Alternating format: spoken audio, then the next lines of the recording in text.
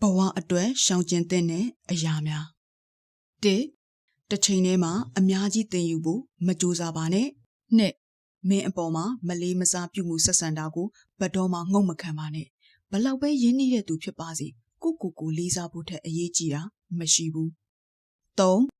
မင်းကိုဂရုမစိုက်တဲ့သူတွေအတွက်ဘယ်တော့မှအချိန်ကုန်မခံလိုက်ပါနဲ့လေးမင်းစီကအကြံဉာဏ်တွေကိုစိတ်မဝင်စားတဲ့သူတွေတန်ဖိုးမထားတတ်တဲ့သူတွေကိုဘယ်တော့မှအကြံဉာဏ်သွားမပေးလိုက်နဲ့ငါရှီမန်းချက်မရောက်မချင်းဘယ်တော့မှမချစ်မိစေနဲ့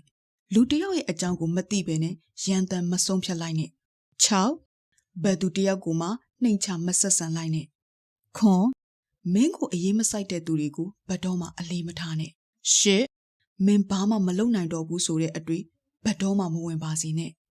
ဒီအချက်များဟာတိုးတက်ပြောင်းလဲခြင်းသူတိုင်းအတွက်မဖြစ်မနေလိုအပ်ချက်တွေလို့ဆိုပါတယ်